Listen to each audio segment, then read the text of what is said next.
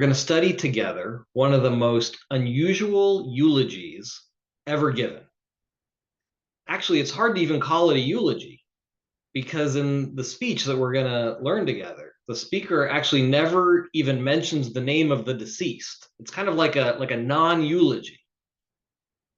And I'm talking about the speech that Rav Kook gave at a memorial service in the year 1904 following the death of Theodor Herzl. Okay, that's what we're going to learn tonight. We're going to study Rav Kook's non-eulogy of Herzl. Okay, so first a little bit of background. Rav Kook had just recently moved to Israel from Europe in 1904. He was not quite 40 years old, and he had just recently been installed as the chief rabbi of the city of Yafo. So Rav Kook at this point was the new guy in town, just starting an important job, but a new job. And then just after he arrived in the Holy Land, out of nowhere, Theodor Herzl, the father of modern political Zionism, died on the 20th of Tammuz, 5664. Okay, Herzl was just 44 years old. And as we all know, in his short life, Herzl made a big mark. Herzl was a visionary and a dreamer, and in many ways, he set the Jewish people on a path that we're still working our way through today. Just 7 years before his death, in the year 1897, Herzl convened the first Zionist Congress in Basel, Switzerland, and that conference was held less than 2 years after Herzl had published his pamphlet, Der Judenstaat, right, the State of the Jews. So Herzl was a whirlwind, right? He lobbied the German Kaiser, he lobbied the Ottoman Sultan, he lobbied the Pope. His ambitions were tremendous, and basically he was trying to change the way that Jews understood themselves and their place on the world map.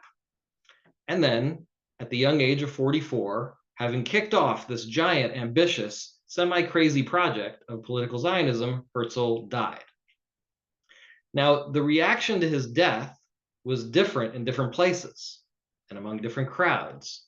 So in the traditional religious communities in Europe and even in Eretz Israel, the question of how to relate to Herzl's death was a matter of great controversy. So to give you a sense, in the city of Brisk, back in Europe, for example, the story is told that Rav Chaim Soloveitchik, the great Torah giant of his time, ordered that the doors of the synagogue be locked so that people could not gather in order to hold a memorial service for Herzl. Rav Chaim considered it inappropriate for there to be a public eulogy for someone like Herzl, who was a sinner, the founder of a movement that Rav Chaim was himself against. And in response, as the story is told, Zev Dov Begin, who was the father of future Israeli Prime Minister Menachem Begin, so Zev Dov Begin was one of the lay leaders in the community in Brisk, and it said that he broke down the door of the synagogue, or at least broke the lock to open up the synagogue in order to hold the ceremony there anyways, in defiance of Reb Chaim's decree. It's not that you couldn't be religious and a Zionist. Certainly there were religious Zionists, but it's fair to say that by and large, the religious establishment of that day, whether in the Hasidic communities or in the Yeshivish communities, viewed Zionism as a threat to traditional Jewish values and traditional Jewish practice. And they saw, at least some, saw Herzl as an irreligious man, an apikores, an apostate, taking upon himself improperly the mantle of Jewish leadership. Who is this non-religious Jew to lead a project of establishing a Jewish state? And what kind of state was he pushing for? Not a monarchy under halacha, but instead a secular modern state, a state like those of all other nations. Okay, so some did not consider that to be a move forward. Okay, and the rabbinic leadership had reason to be concerned. They saw that many members of the young generation often threw off the yoke of Torah as they took on this new Zionist project with revolutionary zeal. Okay, and to push this even further, I want to just kind of push even further to give us a sense of how this was, not obvious how to relate to Herzl's death among the traditional religious community. just going to read you a line from the Shulchan Aruch that gives you a sense of, in the extreme, how one might have viewed this. Again, in the extreme.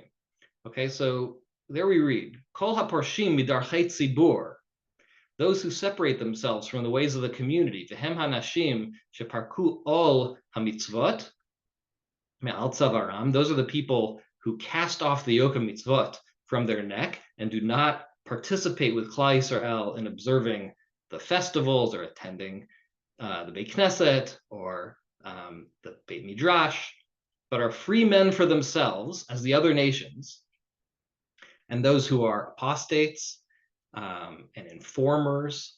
The law is that for these one does not mourn. It says, Kol elu ein onenim ve'ein mitablim alehem. Right? We don't mourn for them. Ella achehem v'shar krovehem lofshim levanim.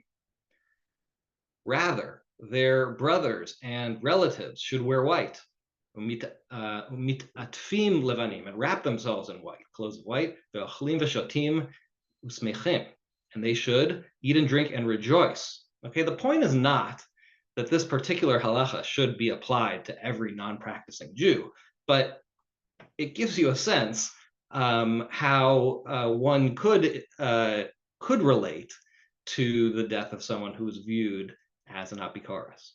Okay, so I guess it's just to say that some in the traditional camp thought that Herzl's death should not be commemorated, and would have, really looked askance at those who chose to do so. Okay, this is back in 1904, a different time than today.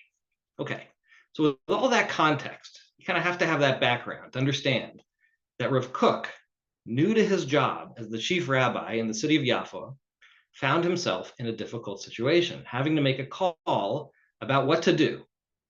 And in some ways, it was a no-win proposition.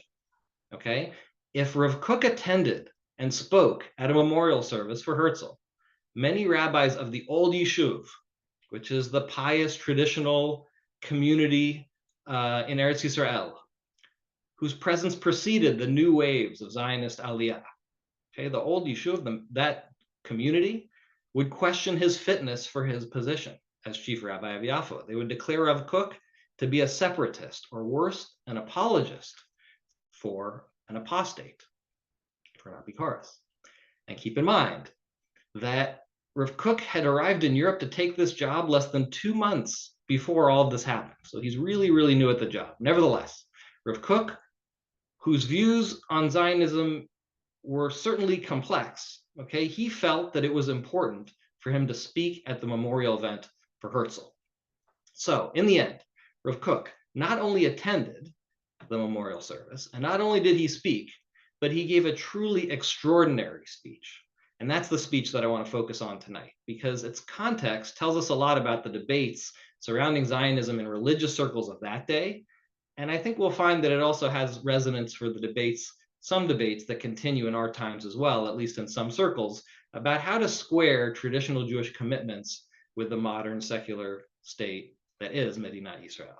Okay, the most striking thing about Rav Kook's eulogy, or non-eulogy, or anti-eulogy, or whatever you want to call it, okay, the most striking thing is that it never mentions Herzl by name. Instead, Rav Kook, in his own unique style, took the opportunity of Herzl's death to give a speech that gives some tough love, you could say, to both the old Yishuv and the new Yishuv. Basically, Rav Kook took the opportunity to give Musar to both the anti-Zionist religious traditionalists and also to the anti-religious Zionist revolutionaries. Okay, so this is, let's look at the speech itself. So Rav Kook begins by quoting a mysterious line from the book of Zechariah. Zechariah is a book full of esoteric, hard to understand prophecies and visions. And there we read in the 12th chapter, it says, Bayom hahu Yigdal hamisped b'Yerushalayim kemisped hadad rimon bevik'at migdon, which translates as, in that day, the wailing in Jerusalem shall be as great as the wailing at Hadad Rimon in the plain of Megiddo. So what exactly is the prophet Zechariah referring to? The eulogies in Jerusalem will be as great as the eulogy of Hadad Rimon in the plain of Megiddo. Very unclear. If you look at the Targum Yonatan, the Aramaic translation / commentary, it reads as follows. It says, Be'idna hahi yisgei mispeda b'Yerushalayim. At that time, there will be a eulogy in Yerushalayim, kemispeda de Achav bar Omri, like the eulogy for King Achav, the son of Omri, Diktal Yate Hadad Rimon bar Tavrimon, who was killed by Hadad Rimon, Uchemispar Yoshia bar Amon, Diktal Yate Paro Chagira b'Vik'at Migdon. Okay. So basically, the Targum says that this vision of Zechariah of a day of great eulogy means that the eulogy on that day will be as great as the eulogies dating back to the death of two kings that we know about from the book of Kings, from Sefer Melachim, King Achav and King Yoshiyahu. Okay, that's what the Targum says that this line refers to. Two eulogies, one for King Achav and one for King Yoshiyahu. Okay, now this is a very unusual interpretation from the Targum, because keep in mind, these two kings could not have been more different. King Achav was one of the worst kings in the history of Israel. Achav is the king that marries a foreign woman, Queen Jezebel. Achav is the king who's constantly in conflict with Eliyahu Hanavi. He's a terrible king. Okay? But that said, Achav was a very successful king. He reigned for 22 prosperous years. In foreign policy, Achav seems to have been extremely successful. In fact, he expanded the borders of the kingdom of Israel. Achav is actually mentioned in foreign sources, in Assyrian chronicles. Whatever his spiritual shortcomings, it seems that Achav was a fairly strong king of Israel. Okay? On the other hand, King Yoshiyahu, Josiah, okay, King Yoshiyahu, in contrast, is described by Tanakh as one of the best kings. As the southern kingdom of Yehudah, he cleans up the Beit HaMikdash, he cleansed it of idolatry, and then he goes even further and he leads a religious reform all the way across his kingdom. Okay, in the book of Kings, he's one of the best. He's like a Hall of Fame quality king. But that said, in terms of foreign policy, King Yoshiyahu was not particularly successful. In fact, Yoshiyahu dies in the end on the battlefield. He goes out against Paro Necho, Pharaoh, and the book of Divrei Hayamim seems to imply that Yoshiyahu's decision to go out and battle against Egypt was ill-conceived, that he died on a battlefield that he probably shouldn't have even been on in the first place. So, great king spiritually, maybe not the best king materially or strategically. Okay, Rav Kook, with citing this, kind of drawing on his knowledge of the book of Zechariah and the Targum that relates to it, Rav Kook starts his speech by citing this pasuk from the book of Zechariah and by noting how the Targum connects it to the deaths of these two very different kings. One spiritually corrupt, but materially successful, and the other spiritually righteous, but not terribly pragmatic, let's say. Okay, so Rav Kook starts by quoting that speech and the Targum, and then he broadens the frame.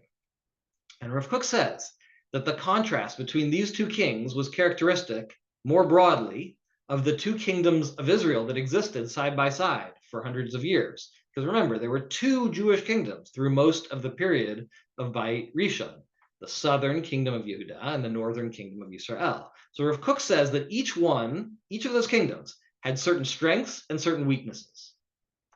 He says that the northern kingdom of Yisrael, led primarily by the Joseph tribes of Ephraim and Menashe, right? There are 10 tribes in the north, but really the dominant, largest ones are Ephraim and Menashe.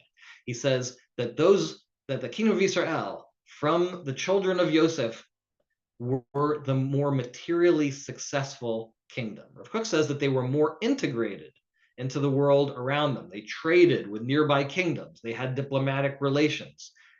Okay? Unfortunately, while the kingdom of Israel was materially prosperous relative to the southern kingdom, it was spiritually corrupt. And that dates back to its founding, to its founder, let's say, Yerovam ben Nevat. Okay, so of course, over time, things got even worse in the north. But that's kind of the broad characterization of the northern kingdom of Israel that Rav Kook lays out. It was a spiritually inferior kingdom, but a materially superior kingdom to the southern kingdom of Yehuda, right? Because the southern kingdom of Yehuda was, for the most part, more faithful to Hashem and had more pious kings. Not that all of them were pious, but a much higher percentage of them. The southern kingdom of Yehuda is where the Beit HaMikdash was located, but the kingdom of Yehuda was traditionally weak and insular. It was the more subservient of the two kingdoms, spiritually the stronger, but weak to the point of instability. Okay, so once he lays that out, that's how Rav Kook starts out laying out this kind of dichotomy. Then he takes the next great leap of his speech. He says that in the early days of the United Kingdom, right, because those two kingdoms started out as one under David HaMelech, under King David, and under his son Shlomo.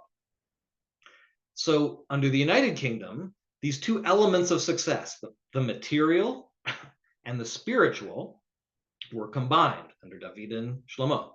And he says that's how things are meant to be, because a strong kingdom should be a place where there is space and peace within to live out our spiritual lives. In a strong, safe kingdom, we are safe to live out our spiritual lives. But then the kingdom split. And from then on, Rav Kook says, there was this kind of schism.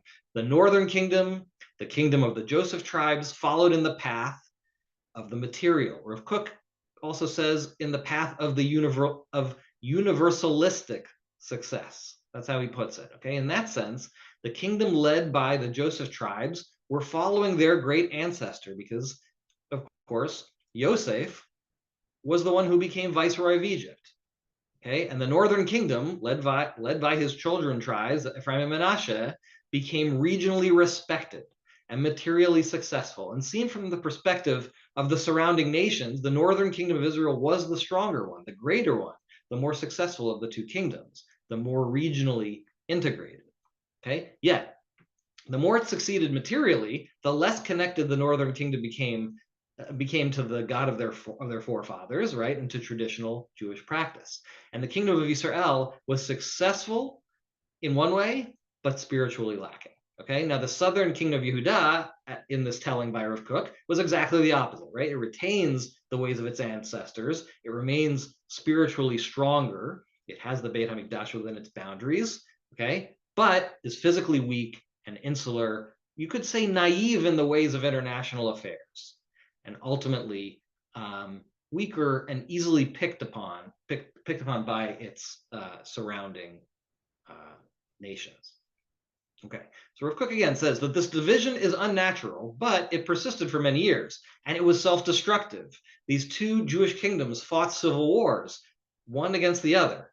These two Jewish kingdoms fighting against each other for years. This is crazy, Rav Kook would say. Why do this to ourselves? But the two sides needed to find a way to kind of come back together, and they never did. Okay, the northern kingdom should have repented and returned spiritually. The southern kingdom should have recognized how much it stood to gain from cooperating with the northern kingdom, perhaps bringing them closer rather than fighting against them. And ultimately, both kingdoms were destroyed. Because, says Rav Kook, to be successful, you need both the spiritual and physical aspects of life, like body and soul. You need both if you're actually going to achieve something in this world. Okay, so that's how Rav Kook began his non-eulogy for Herzl. And perhaps by now you're starting to see where Rav Kook is headed with this. Okay, but let's keep going. Rav Kook then makes an even greater leap. He connects the distinction between Achav and Yoshiyahu, between the northern Joseph-led kingdom of Israel and the southern Yehuda-led kingdom of Yehuda, between one kingdom focused on the universal and material goals and the other kingdom focused on spiritual and traditional goals. Okay, he connects all that to the Kabbalistic concept that there are actually two Mashiachs. Mashiach ben David, who we all know of, and Mashiach ben Yosef. Okay, so what's that about? So there's a Kabbalistic idea that there are actually two Mashiachs, that our salvation will come in two phases. In this understanding, the end game of Jewish history has, again, two parts. First, Mashiach ben Yosef will arrive, and he will be a political and military leader. He'll fight off evil kingdoms. He'll have many victories on the battlefield, right, as a great political leader of Israel. But in the end, he will die in battle, and it will be awful, and his body will even be desecrated. Okay, he'll rise to great heights of material success. In the end, he'll go down in flames, and his coming will kick off a period of great calamity, right, like Chevelei Mashiach, that will precede the coming of the true salvation of Mashiach ben David. Okay, but Mashiach ben Yosef comes first. He'll prepare Bnei Israel for the final redemption. His work will, you could say, clear the way for the coming of Mashiach ben David. That's this concept, kind of this Kabbalistic concept of two Mashiachs. And if it wasn't clear yet what Rav Kook was getting at, relating to the situation of his own day, he then just spells it out more clearly. So here's a quote. Okay, this is a quote from Rav Kook. He says, "So it came about that through the exile, there's a seesaw effect of these two opposing forces. At times, there's exhibited a drive toward material, worldly success that flows primarily from the foundation of Joseph and Ephraim. Other times, there's a stirring of the drive for observance of Torah and spiritual development, for awe and love of God. Since it's impossible for our nation to attain its lofty destiny, other than by actualizing these two components, the universalist, symbolized by Joseph, and the particularist, symbolized by Yehuda, there arise in the nation proponents of each aspect. Those who would embrace spirituality prepare the way for Mashiach ben David, whose focus is the final destiny. Truly, the focus of life is spiritual attainment, except that the spiritual can only develop properly if it's accompanied by all the material acquisition which a full-bodied nation is in need. Those who redress the material general aspects of life prepare the way for Mashiach ben Yosef." Okay, end quote. So it's important to say, Rav Kook was certainly not saying here, that Herzl himself was Mashiach ben Yosef. It seems that Rav Kook was saying that the Zionist movement more broadly, if not Herzl himself, was some kind of early stirring of the emergence of Mashiach ben Yosef. You might say, to borrow a phrase that Rav Kook would not have used, but that he was living through Reshit Smichat, the coming of Mashiach ben Yosef, like the first flowering of the coming of Mashiach ben Yosef. Okay, here's how Rav Kook himself puts it in his speech. There's another great quote. He says, "The Zionist vision manifest in our generation might best be symbolized as," quote, "the footsteps of the coming of Mashiach ben Yosef. Ikva, is in Hebrew, Ikva de Mashiach ben Yosef, the footsteps of the coming of Mashiach ben Yosef." And this is the remainder of the quote. Zionism tends toward universalism. Okay, so another way of saying it, here's another way of getting at what Rav Kook is trying to say here. You might say that for Rav Kook, Zionism is Josephism. It's a movement to shore up the physical state of the Jewish people, which is a necessary precursor for the full actualization of the Jewish people in its mission in the world. So in this view, political Zionism is not the solution all by itself, but it is part of the solution. Okay? And so Rav Kook implores in this speech the religious leadership of his day to work with the irreligious Zionists rather than rejecting them. He says, here's another quote, "The leadership of the Zionist movement must be greatly influenced by the gifted few of the generation, the righteous and the sages of the Torah." Okay, basically he's saying, don't fight against the footsteps of the coming of Mashiach ben Yosef. Rather, find a way to work with these people and bring them closer. The idea is that those who represent the southern kingdom of Yehuda, who focus on strengthening Jewish tradition, and who pine for the coming of Mashiach ben David, must find a way to work with those who represent the northern kingdom of Israel, who focus on strengthening the physical well-being of the nation, and who labor each day to bring, whether they recognize it or not, the coming of Mashiach ben Yosef. Okay, therefore, Rav Kook says, reflecting now on Herzl's death, not by name, he says there is benefit to be gained by remorse over one who might consider the footsteps of Mashiach ben Yosef in view of his influence in revitalizing the nation materially and generally. This power should not be abandoned, despite the wantonness and hatred of Torah that results in the expulsion of God-fearing Jews from the movement. Okay, so basically, Rav Kook is not he's not like it's not like he's not afraid also to talk about what he would have viewed as the failures of the irreligious, perhaps even for some anti-religious tendencies of political Zionist and certainly labor Zionist movements. But he's saying, again, there's benefit to be gained basically in having remorse over the loss of someone who drove the footsteps of Mashiach ben Yosef. Again, not mentioning Herzl by name, but it's clear who he's talking about. And amazingly, Rav Kook goes on and says further, he says, Tshuva must be from our side. Return, Tshuva, will be enduring only if all the powers presently found in the nation will be vigorous and directed to good. Then we will be a vessel for the divine will. Okay, so basically, Rav Kook, you could say, was taking both sides in this speech to task, giving tough love in two directions. Because each side, it seems he would say, was seeing only part of the picture. And we're missing each one's need to figure out how to work with the other side. Because, he argues, we need both the physical and spiritual if we're going to be successful. Either one without the other is lacking and ultimately destined to fail.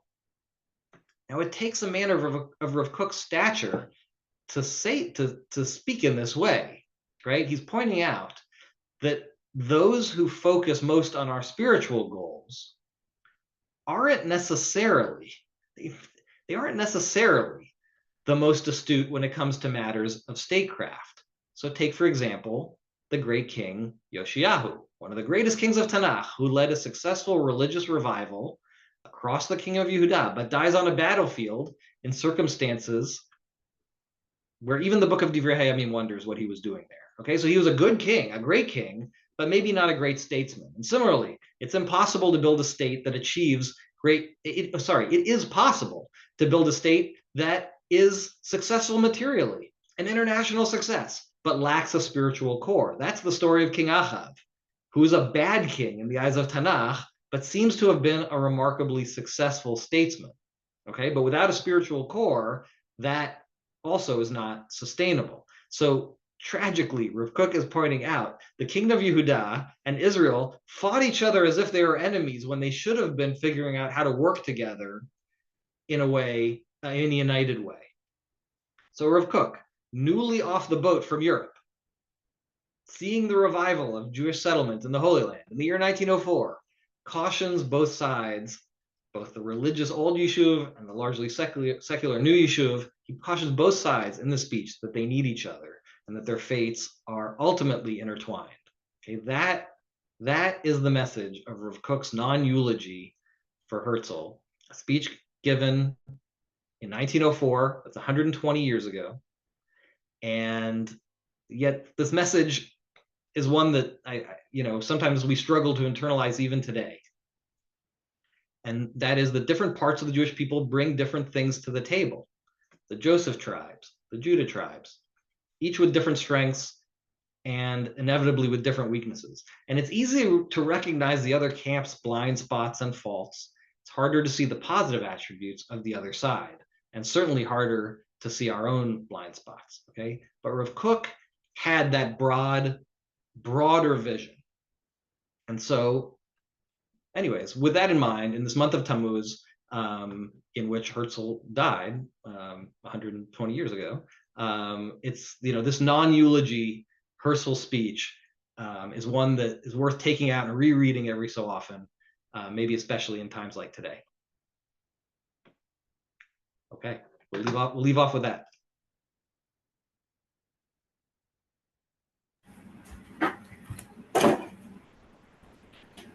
Oh, okay. Hey, Butch. Hi, Thank you. Hey. Okay. I see someone put in the questions. Yeah, Mashiach ben David and Mashiach ben Yosef. Yeah, it's very interesting. It's not like the way we usually talk about it, but it's certainly that idea is out there.